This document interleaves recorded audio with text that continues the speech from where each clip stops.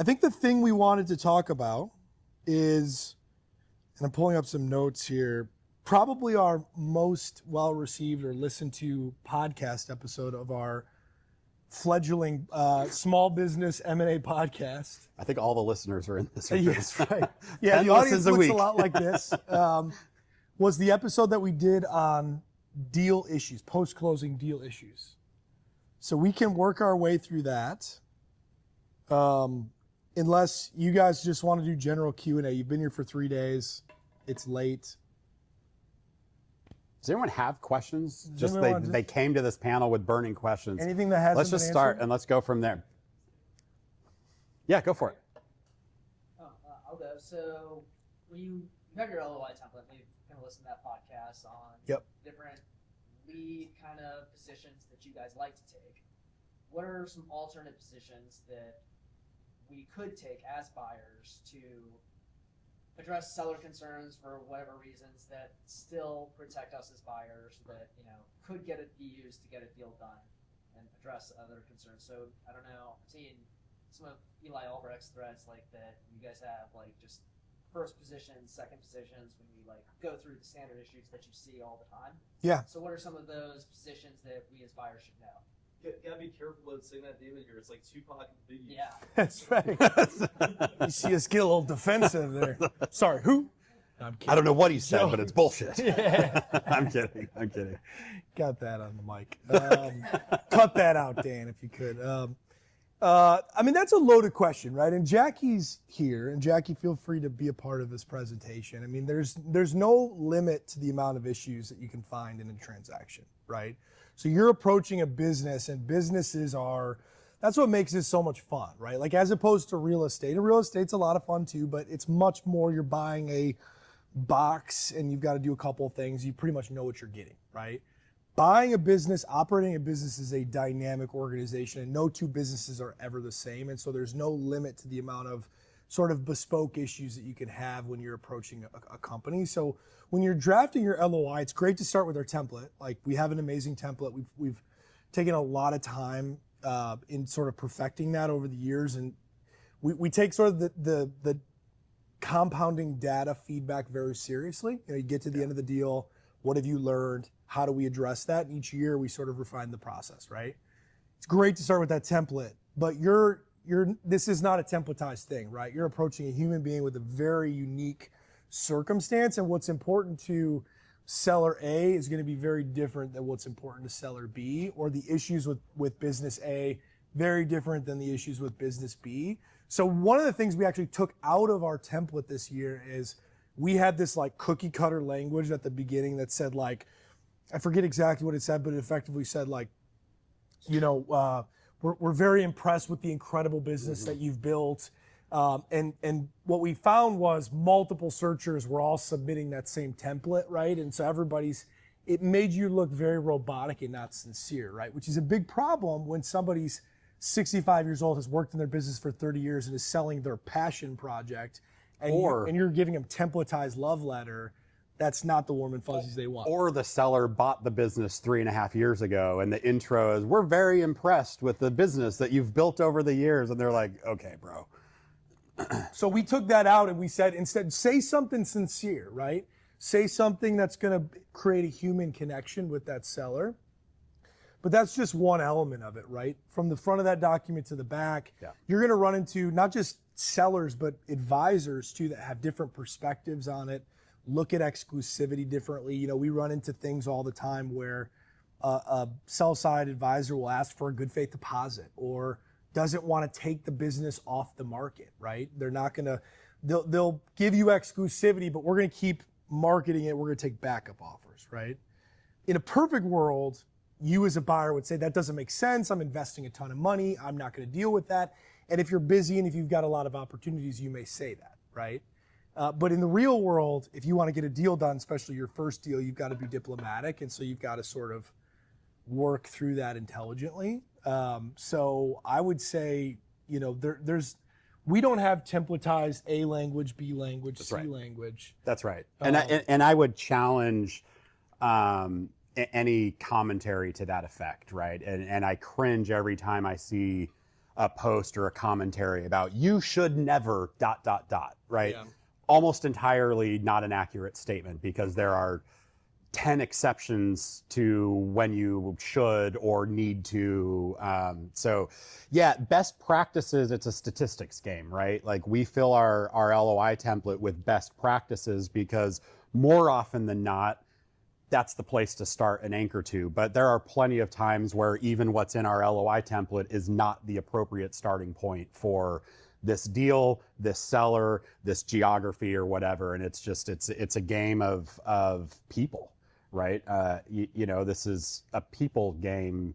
I think several people have said that over the past couple of days, like infinitely more than it's a numbers game, candidly. And that goes into your offer and what goes into the LOI, because it's going to be driven by who's the broker. If it's Jackie, you can do a very, you know, I've literally had a client that used our template and called me and is like, if I don't use your template and use a really simple 2-pager, is that okay? Because I submitted it to the broker and the broker wouldn't even consider it. And he's like, I'm going to forward you the email because I'm not making this up. And the broker's response was, I don't understand half the words in this LOI. I will not present it to my seller. You know, you need to try again. You're up against a completely different type of broker, right? And you got to throw the cat out with the bathwater if that's a business you want. Yeah, and our job too is to just sort of tell you the facts, right? Like, here's in a perfect world what we would do, and then you sort of have to apply that in the real world. And I have buyers all the time that go, yes, Eric, I don't really want to use this templatized purchase agreement. It's a piece of crap. It doesn't have the protections that I need. But like, I already own a pest control business. This is a really good pest control business. I know I can run it. I'm way less concerned about the contractual protections and much more concerned about getting this deal done. So like, I'm willing to flex on that. Okay. Like, that's totally cool. That's what you got to do to get the deal done. We're not going to, you know, I'm not your dad, right? I'm not going to tell you can't do it. My job is to just simply tell you the forest and the trees. And we get LOI templates all the time. I had one the other day. Jackie's going to love this, where the buyer said, I'm really busy and I've got a lot of deals that I'm looking at. And the broker communicated that it's a pretty competitive process. So I'm willing to offer 3.1 if they go under LOI by Friday. But if they go beyond Friday, then I'm going to drop the price to 2.9 and adjust the note terms. And I read that. I'm like, all right, I'm not telling you what to do, right? But you're going to look like an asshole if you submit this to the broker. The seller is going to look at this and go, this guy's a dick, right? And you're almost certainly going to lose that deal by looking like you're trying to be punitive if they don't rush. Like, a 65-year-old broker is just not going to respond to that very well. Or a 65-year-old seller is not going to respond to that very well. 65-year-old broker too, to be clear. Yeah. So I'm like, so let's think of some ways to sort of massage the messaging to the broker, submit the offer that you want to make, the right offer, and go talk to them and say, hey, but you know, if we don't get there by Friday, I probably am going to move on. That's a perfectly acceptable thing to communicate as long as you do it, you know, respectfully. But so it can be any variety of things that you'll work through sort of in the LOI process. Does that answer your question? Yeah.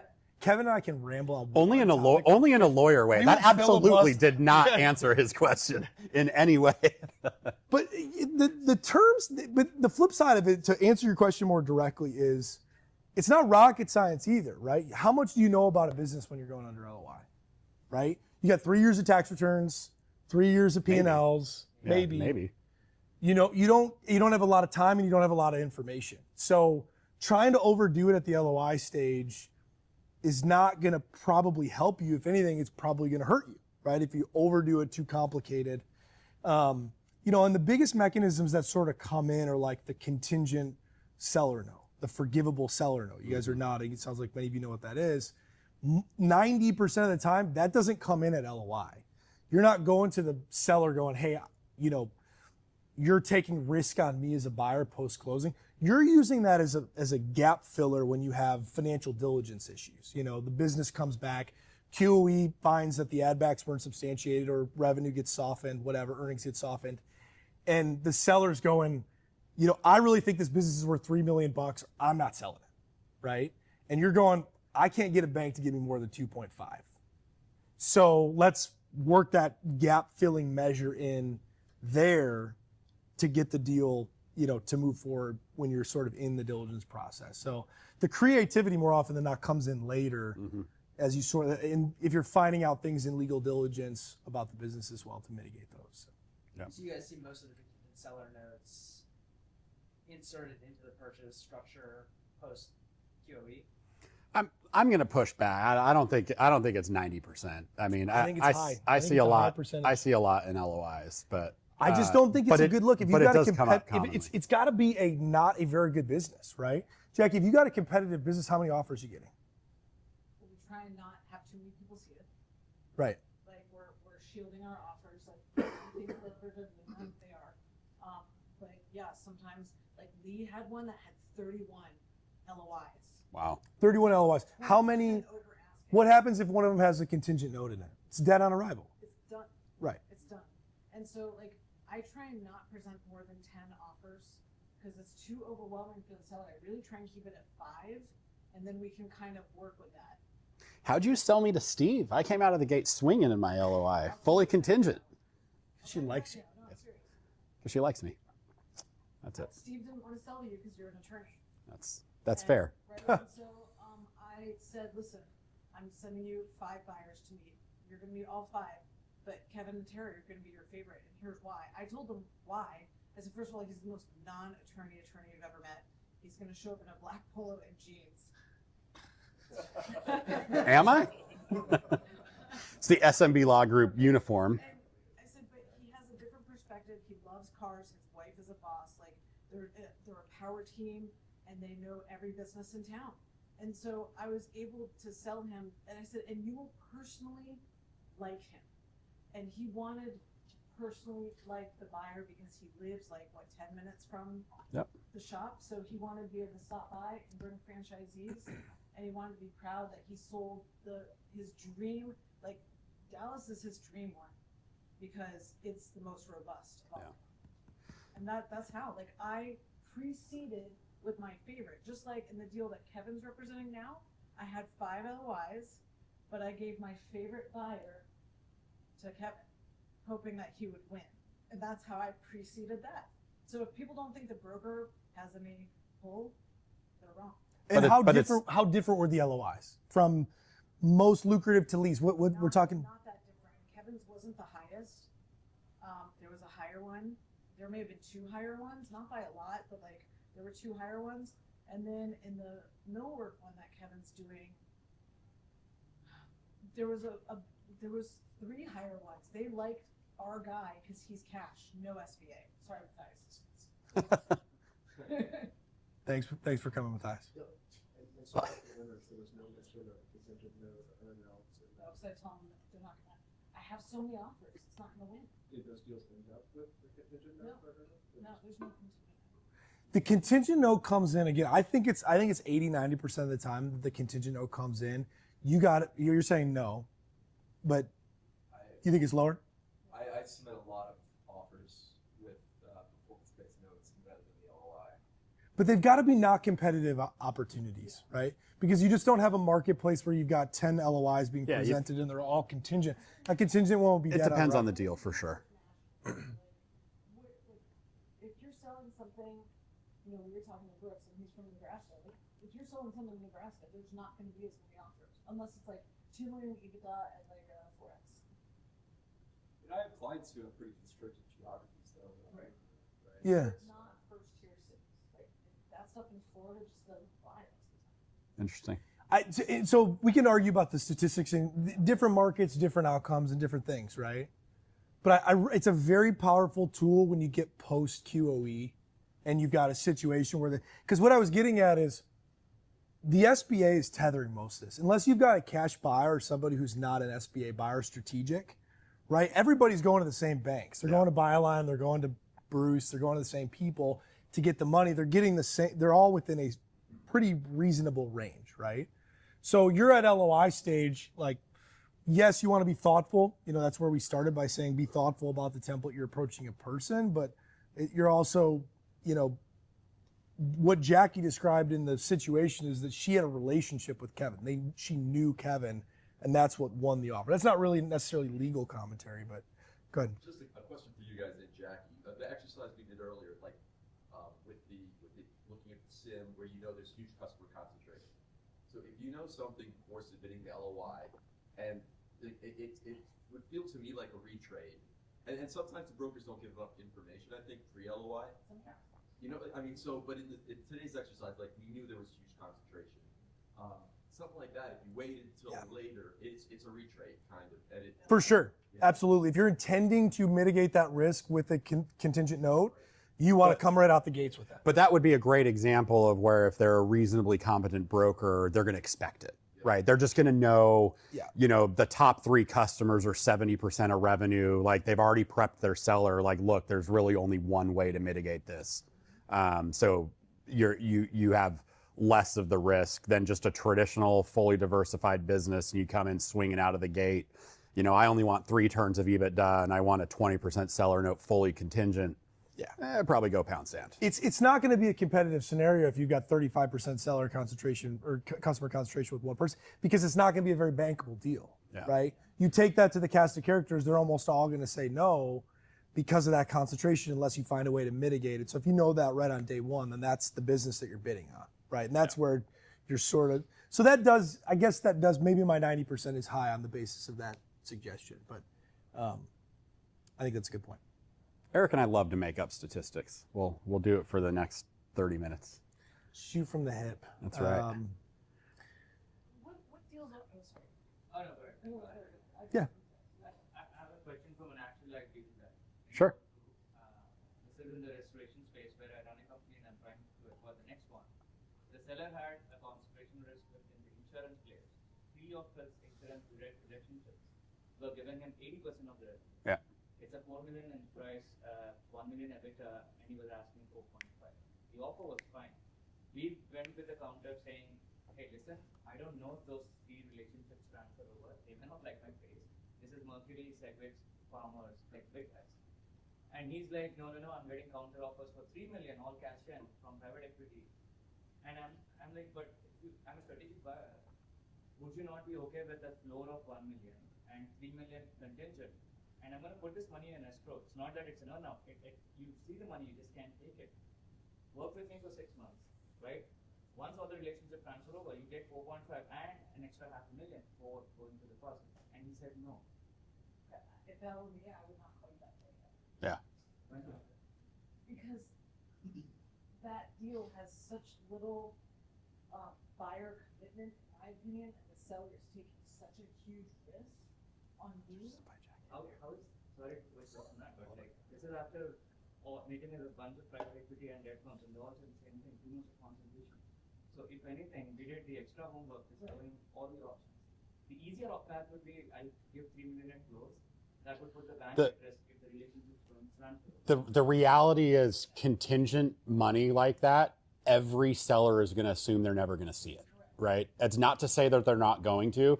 And I have this conversation with sellers all the time. If it's an earnout, you have to be willing to close the deal underwritten to cash and assume you will never see that earnout. I understand, but the principle's the same. When you're saying, hey, I'm going to give you X down, but 2/3 of the purchase price is going to park in escrow. They're thinking about that as if that money is at risk, right? And you as an unknown buyer are going to play every game that you can legally and maybe even quasi-legally play to not release that money to them. That's how they're thinking about your offer. Well, and I'll take the other side of it too. I mean, it actually might have been a great litmus test because they may not believe those relationships are going to transfer. Yeah. So they'll take the bird in the hand and say, They don't. They're like, yeah, it may or may not transfer over. So I'm like, really? Then in that case, I absolutely don't want to. Why don't you do it the other way? Why not give them all the money? And if they don't, if you don't make the money, they pay you back. We Why also not do it did that way? Jackie's a broker. All the money. We also gave that option, but both the lawyers said that's more legally harder to enforce. Correct. So we actually gave them that offer. We give And you. so Yeah. you would give them all the money, Yeah, they yeah. have to pay you. Yeah, and don't take it as like you are insane to offer that, right? To Eric's point, that is, if that's the best offer based on the risk profile and they said no, move on to the next transaction. That's great. But the seller psychology, that's what's causing them to say no, even though in your head you're like, what the hell? I'm going to give you a 4.5 turns, if these are sticky relationships, you'll get it in 6 to 12 months. This is a no-brainer. Yeah, because that's the flip side of it, right? Just because we talked about the difficulty of winning a doesn't mean that you have to fall all over yourself to win every transaction that you want to. You know, you can take safe bets and wait for your pitch, and that's a perfectly fine way to do it too. It's just gonna take longer, you know, and you may miss some opportunities, but okay. Yeah. Well, but what we do in the mid-market, right, what almost never happens on Main Street is we would go get those consents pre-closing, right? So you just go talk to them before you close the sign the purchase agreement, go have the conversations. If they all say no, then you don't close the deal, right? Or if some percentage of them, you know, in larger transactions, you'll have like 60 consents to go get. And instead of saying we're going to get all 60, you'll say we're going to get 80% of them. And once we have those, then we'll close. Yeah, this may be a little bit of different, because if I understood you correctly, these are insurance companies referring claims work to you. So those are tough. So it's That's not contracts, and so you said you're strategic. Are you in that business? Yeah. They bought in San Diego. We give our referral volume to companies. Yeah. Tomorrow you're gonna acquire. Yeah, it's hard because it's not sticky, and Well, and those insurance companies too, many sellers, we've seen that with like physical therapy clinics and the like. The seller is worried that the insurance company is going to pull the contract if you go have that conversation. Yeah. So they're like, you know. yeah, it's scary. Yeah. What other risks can we do to talk you out of buying a business? So if like brokers give just limited information up front and you want to learn more about the comfort of the business, Yeah. I mean, how much are you doing after LOI before you're spending money on QV and the attorney, and like how you set expectations for how much time that's going to take with the seller and the broker? Well, you know, the broker's not going to love this, but the LOI is not binding, right? There's no gun to your head. You sign the LOI on the basis of that limited information, and then you go do what you got to do and stage it out intelligently, right? And we do that. We say this all the time, and it's not in our interest, but wait until later on to bring the lawyer in, and wait to even bring the QOE in until you've sort of got through those gatekeeping issues, right? If you're worried about a specific risk, spend some time familiarizing yourself with that risk first before you start spending money on QE, giving a bank a $10,000 deposit and working with a lawyer, right? So being smart about how you kind of stage things. That's how I think about it.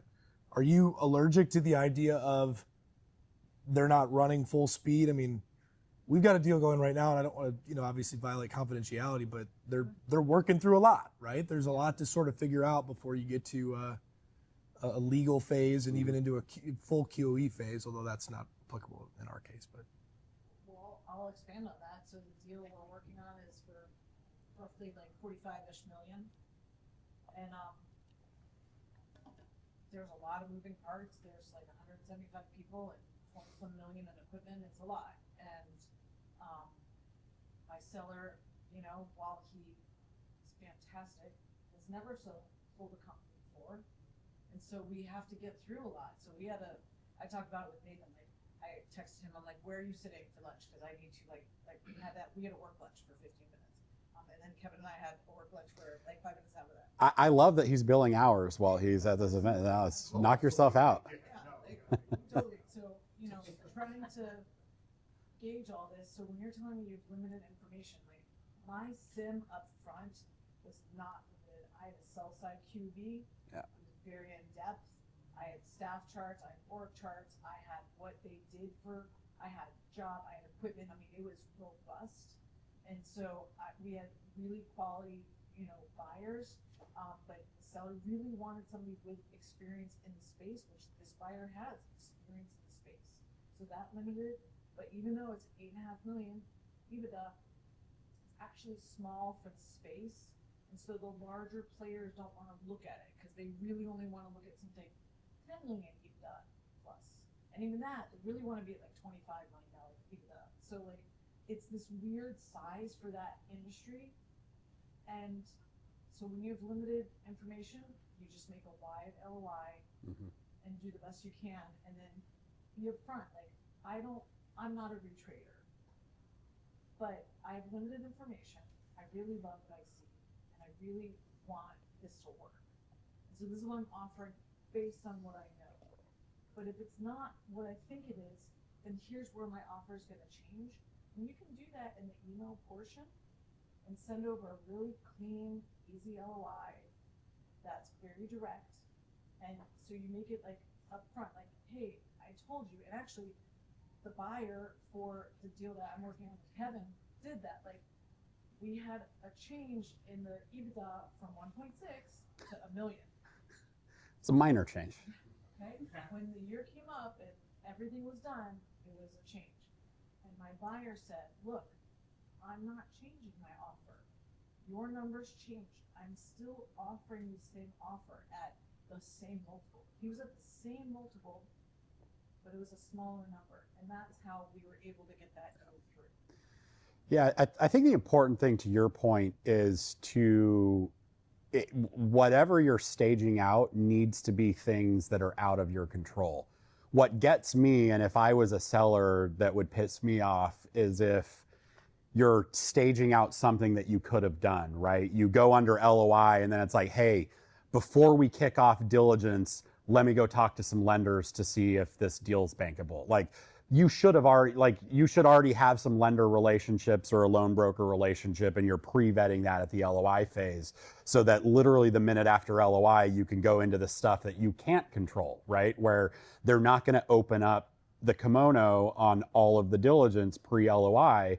That's the contingent stuff. And so that's where I think you hold your head high. And if you're being read the riot act for how dare you walk away, it's like, yeah, I didn't have the information. Now I have the information. It's certainly not as good as the, lipstick on a pig you made it seem like in the sim. And then, well, I guess what do you guys set for expectations for like closing timeline and exclusivity timelines around something where you're like, well, if I get in there and it's messy, it might take more time. If it's SBA, 90 days is pretty consistent all day long with maybe a 1 month extension. But I'd always put 60 in the LOI, right? Because you're not going to lose the deal because you don't get there by the 60th day, but you may lose the deal up front if you don't look like you're not. For exclusivity, yeah. I was thinking timeline. But yeah, for exclusivity, I think you're right. And that's what our template has. I had somebody lose the deal at the 60-day mark. Did you? The seller said, I'm done? The deal that we talked about on stage yesterday. Oh, yeah. It was a broken deal at 60 days. Oh, brutal. He said, we're not done. 61st day, I'm out? Day 61, we got another higher offer that was all cash. Oh, okay. And yeah, well, that makes sense. They knew, like that buyer knew that there was a 60-day LOI, and sure enough. Waited him out. Yeah. That's a smart buyer tactic. Yep. When does it expire, Mr. Broker? Yeah. And then just set a note. The seller had been in contact with that buyer, and I knew that. Yeah. And so when it expired, buyer called me and was like, I have my LOI. All right, well, that completely undermines my point, so thank you for that. 180-day exclusive. No, I'm kidding. But that's exceptionally rare, though, right? What I tell my buyers is like, do 60 want to come join days. us, Jackie? Come on up. You can come see. Seriously, it's a deal. 60 days, and then when you present an agreement, you get an extra 30 Yes. days. When you present the purchase, That's pretty common. That's your contingency. You get an extra 30 days. So now you have 90 days, but you've made a step closer. Yeah. Yeah. Nothing pisses a Well, seller. Nothing pisses a seller off more. Nothing pisses a seller off more and puts your deal at risk than going under LOI and like not showing progress. Right. So milestone based is good, and it's usually well received. I don't necessarily like, and Jackie, curious your opinion. I don't necessarily like the shortened milestones for non-deliverables. I hate you've got 30 days for diligence and then like you don't get your deposit back. I think that's kind of bullshit. But yeah, the milestone base for like, hey, if we have draft documents to you by day 30 and we've got a, bank commitment letter by, day 60 or whatever, like it's continuing to extend out. Like that can be a thoughtful way as well. Well, deals almost never close on time. They just don't. Like there's just a lot. You learn a lot in the process too. I have one right now where I could literally read off 10 things that we've just learned in like the last 30 days that we've had to like line item indemnification for, licensure problems, landlord problems, a bunch of shit. And she's pregnant and she's going to have a C-section on May 5th. And so we got to get the fucking deal done, right? Like, and it's everything, right? And now my buyer they just pulled the plug on a major customer. So it's adjusted their earnings. So now they went back with an adjusted offer and like, it'll close. I still believe all that, like the deal will still close, but it's not a straight path. It is a winding road. And there's no lenders in here, so I want to offend anyone, but keep in mind that all of these lender BDOs are salespeople, right? Yes. So they will tell you like, oh, we're different than all the other banks. We close our deals in 60 days. Bullshit. They do not, right? The deals take 90 to 120 days, steady as clockwork all day long. I know of one bank that I'm on the second deal with them that is railroading faster than any SBA lender possible. And it's the opposite of what you hope. Me and the buyer like are so sick of this bank because they're like, we're closing in 2 weeks. We need everything tomorrow and this and that. And it's having exactly the opposite effect because we're like, we're not through diligence. We're still trying to figure like you're putting the deal at risk by trying to move it faster. Deals need to move at an appropriate clip. But yeah, they do not close in 6-8 weeks. There was like a slide that one of the brokers, the SBA brokers that created that like made waves in the SBA broker community because it compared like the three of them with like their pictures and then it had like number of days to closing on average and one was like 74 and one was 71 and the other was like question mark. And I was like, that's the stupidest fucking slide I've ever seen before in my life, guys, right? Like, these things almost never close on time. They're a huge mess. The SBA lenders are a mess. And like you said, the brokers, the BDOs are salespeople, right? And their back-end teams do not care at all about your timeline. Right, Jackie? At all. Jackie will get them fired. She's gotten them fired. I don't get people fired. I don't know why that guy was fired. Can neither confirm nor deny. It had nothing to do with my deal. Yeah, I was like, well, I didn't see that coming. But what I want to know is how you guys deal with attorneys like the one we were discussing earlier today who do not understand lower middle market and really only understand very, very Main Street deals on a very low level, like a hair salon and a restaurant, and nothing wrong with those companies.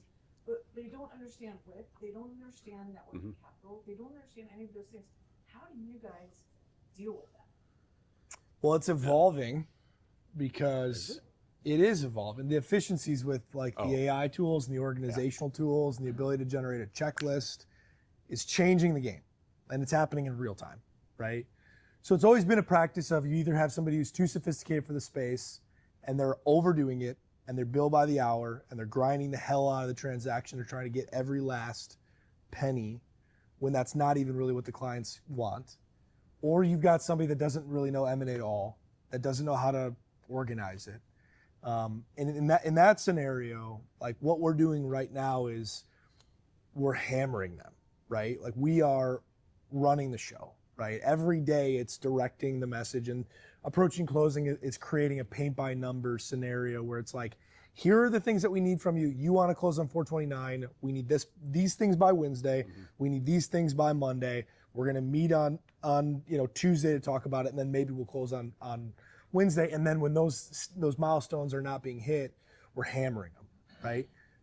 Because they just, in that deal that I just told you guys about that has all the issues, the seller's lawyer said to me in the first meeting, like, how are we going to do this one? Are we going to trade red lines? And me and the buyer are both like, that's a bad sign, right? Like, yes, that's what we're going to do. What did you have in mind? Third thing. You have had a client that sends me, because I'm the mailing address, typewritten memos of comments to the documents. Hard mails them, FedEx, in the mail. I open it up and it's a letter on letterhead. Clause 1.2 should be revised. I'm like, Eric, what the hell is this? And you got to be really careful about it, right? Because there's so many people to manage in your deal process. So many people to manage. The broker, the seller, your QE person, the bank, your significant other, and then the lawyer, your lawyer and their lawyer. So you got to have a lawyer, whether it's us or literally anybody else. I don't care. There's lots of good lawyers out there. But you got to have a lawyer that understands the lower middle market and is going to be able to handhold, because I can't, like a 65-year-old sell-side attorney that doesn't know M&A, I can't call that guy out in front of everybody and go, listen, dude, here's what happens in M&A, and here's the market terms in front of his client. The worst thing you could do is make someone on the other side look stupid. That goes for you guys with the seller as much as it goes for us with the seller's counsel.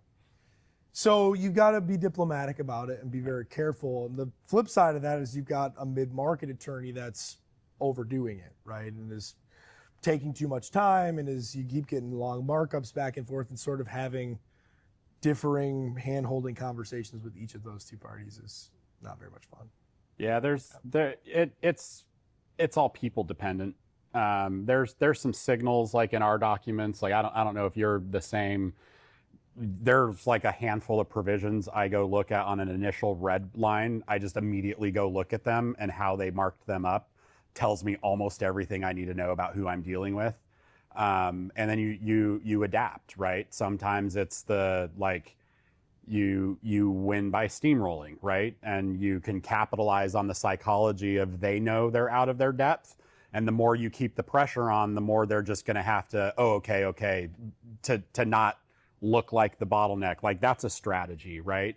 Other counsel where I can pick up on it quickly, I am just never going to have a group call with them because I know I'm going to have to teach them M&A, and it's going to be one-on-one because I'm going to shoot myself in the face if I'm like, well, John Doe, seller's counsel, this is actually how networking capital works on a group call with a broker and and an accountant. Like, so yeah, you kind of have to adapt. And yeah, it's kind of 6 in one, half a dozen in the other if those inexperienced lawyers are going to be to your benefit or your detriment. I just closed a $6.5 million deal for a roll-up client a couple of weeks ago. The seller's counsel made like 3 comments to the purchase agreement. They were all stupid. It was easy for me because they were dumb to be like, yeah, guys, it's not even worth pushing back on the stupidity because they made no other comments. It was a breeze. It was just all logistics at that point. But for every one of those, you've got to manage a really tough personality. And there's a lot of psychology. In our panel, I don't know if any of you were in here, and I didn't get a chance to call it out, but on our War Stories panel the other day, each of us on our slide had a list of like the different roles we play as a like broker. For every single one of us, without knowing, unwittingly put in a different term like therapist or counselor or psychologist, right? Because that's what we're doing. That's what you're going to have to do as a buyer to the seller half the time as well. So. Well, and I think it's really important, like in the day of AI, like what are you guys, you can go to Claude and you can have it draft you a purchase agreement, right? So if you're going to go pay a lawyer, like what are you paying for, right? You should be paying somebody who has that experience, is a great ambassador for your transaction, has relationships with the banks so they can go, have conversations with the banks, knows people in the space, and can sort of help grease the wheels on your transaction. All of the paperwork and the paper pushing and the market terms and all that, like, is going to be out there in front of everybody for the whole world to see. So getting faster and easier for everybody. Yeah, so you're looking for a lawyer who's going to be, educating you on, okay, here's what we got back. It's probably about a 7.5 out of 10, in terms of aggressiveness. Here are the things that are really important. Here's what they mean, right? Here's the conversation that you should go have with the seller, with the broker, off to the side of the attorney so that we can keep this thing moving forward in a healthy way. Here's what you should care about and why. Here are the terms that, they don't realize it, and I appreciate why they're being so aggressive, but it's never going to fly with an SBA lender. It's never going to get through the bank. Your BDO, by the way, who's a sales guy, you go talk to him, he's going to say it's no problem. They're going to bring in a lawyer in, 45 days when you're at the 3-yard line that's going to go, we can't do any of those terms, and then you're going to have a transaction that's dead in the water. So those are sort of how you think about staging out the diplomacy of the transaction and using a lawyer in a value add way. Because otherwise, just if you're going to have a bad attorney, just go to Claude and have a draft you an agreement and hope they sign it. Couldn't agree more, but it does underscore someone that knows what they're doing, because honestly, every time I get a markup that's clearly done by AI, I can bet money on there's 3 or 4 changes in there that are absolutely 180 degrees contrary to the position the seller should be taking. And they just don't realize it because it got spit out in a Claude markup and they don't know what they're doing. So they let it fly. And oh, this should really, it's not normal to have a, deductible like this. You should just have a cap at the purchase price. I'm like, absolutely, we should remove that or like deductible. things that make sense in first principles that don't make sense in M&A deal making, like removing, or an SBA M&A deal making, yes, right? Like that's the big one. removing the seller from backstopping indemnification, right? Great provision. I know why you're asking for it. And then you could say, well, if you need to recover, you can recover against the promissory note. There's money there, right? Bank is never going to go for it, right? And so figuring out a way to sort of suss that stuff out quickly, and then going to the bank and going, hey, they don't believe me. We've done this 100 times. Can you tell them, right? And sort of getting through it that way. Anytime you or your lawyer wants to say, guys, we do 50 deals, this is how it's always done in the deals, 100% of the time the seller's counsel will be, well, I've done 200 deals and it's always the opposite. Right? So sometimes you need to call in that third-party banker or someone. We've got a couple of more minutes. What other questions about risk mitigation, legal, or anything else? How do y'all like to address working capital at the LOI stage? Hate it. Well, that's tough, right? Because you don't have enough information to set a target, right? But it's an important point. If you guys don't know what working capital is, it's the business having enough net liquidity to operate in the ordinary course post-closing, which is really important, right? Obviously, if the business doesn't have money, it can't run. And I called somebody, I was referred to a seller, potential seller client the other day, and he said, Eric, I'm not giving them working capital. That sounds like the stupidest thing in the world. Like when I started my business, I had to bring my own money and they should too. And I'm like, hey, you can take that position.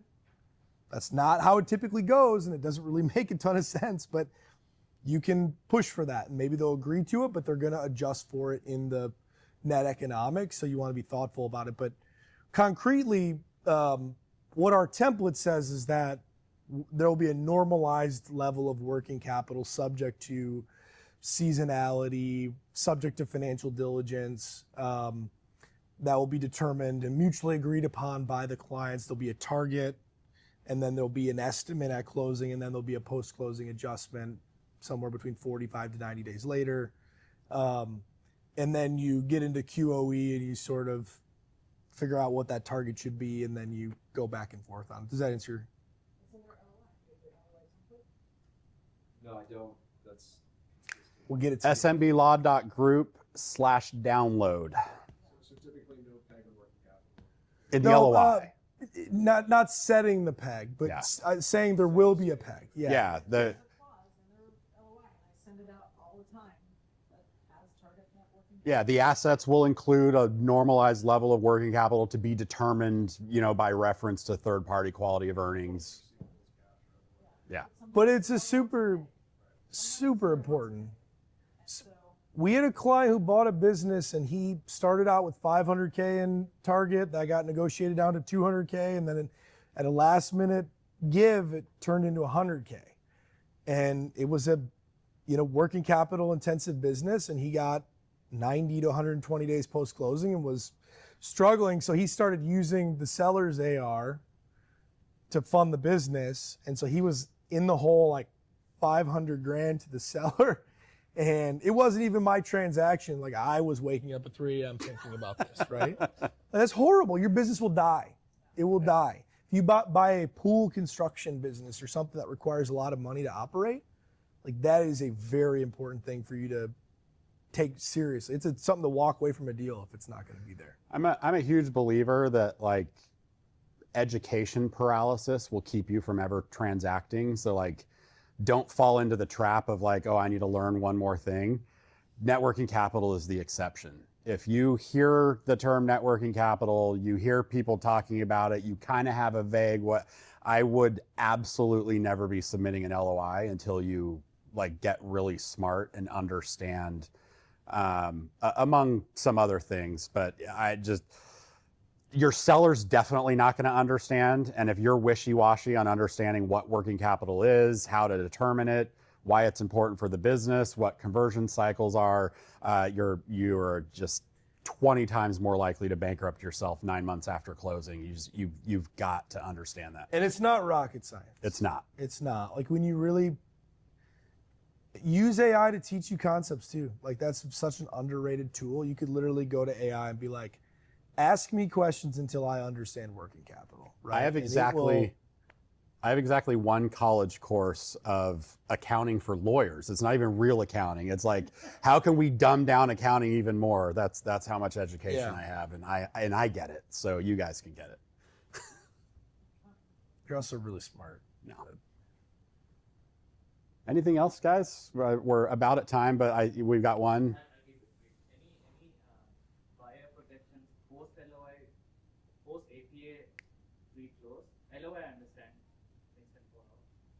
We had a deal where buyer backed out, seller backed out last minute for some reason. Yeah. But just curious. You had signed a purchase agreement? No, so both parties signed LOI. Yeah. We signed over. Spent a whole bunch of money, then they got cold feet. 15K. So in our data, that's a big fear, right? The big Yeah. fear is that the seller's going to walk away at the very end, and it happens. But it's like sub 10% of busted deals in our data set, which is like 500 transactions. There's not a great fix for that, right? If you don't have anything signed, you could sign a purchase agreement, right? You could structure your transaction so you sign the APA, and then there's a tail period, and in that tail period, they can only walk away for very limited reasons. Like if the government enjoins the transaction or the business fails or you mutually agree, then they can walk away. But if you do a sign and close where they happen one and the same, your best bet in my mind is to run their fees up, right? Make sure their lawyer is busy. Make sure they've got skin in the game, that they've spent money. Once they've got a bill, the brain is going to encourage them to move forward. Setting that aside, I mean, hope you're working with a good broker, right? Because there's nobody who's going to be more pissed off than Jackie if that seller flakes out at the 3-yard line. And even he was like, oh man, like he was amazing. We tried the three. Yeah. It's just, so one of the sellers had a medical emergency, the other seller decided to back off. And be like, oh, PE will offer me a higher multiple, yeah, come back a year later. And Chris was like, man, 4 months of wasted effort. Yeah. So he had to. There is one fix, right? Sellers hate it, right? And that is to build into your LOI a fee, right? And I do see buyers do this from time to time that, if I'm ready, willing, and able to transact and the seller terminates for any reason, then they will either reimburse expenses or it may actually even just include a number, right? You'll pay me $25,000. I occasionally see that squeak through. Any seller that lawyers up, they're going to strike it. And at the end of the day, there's almost no scenario where you're going to sue to enforce that. So it's not a great resolution, but it's really the only thing you could do. You just happen to get bit by the rare. But it's why especially as a first time buyer, the on market brokered transaction is such a better path for you than trying to do a proprietary off market. There's probably been a talk on off market sourcing. A little bit in sourcing, yeah. In the last 3 days.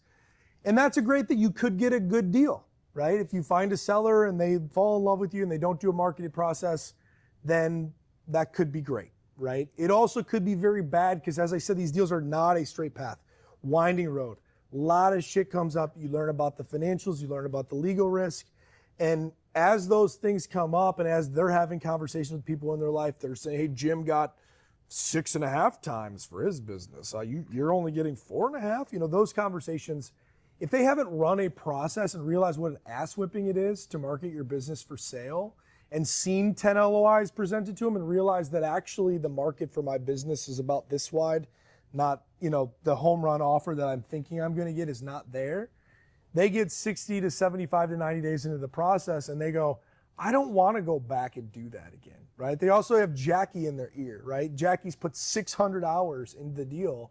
At that point in time, you're going to get through issues, right? Because Brent Beshore says every deal dies 3 times before it closes, right? That's true. Every deal has these hiccups. We see it so much now that they come to a stop and I'm usually like, it's still going to close. They'll find a way for it to close, right? Sometimes it doesn't, but more often than not it does. But it's why the best thing you can do is go find it as a first-time buyer. If you're strategic or you've been in private equity, whatever, that's different. But go find a business that is being marketed by a great broker. That's your best indication that you've got a seller who's done the work and is serious about selling.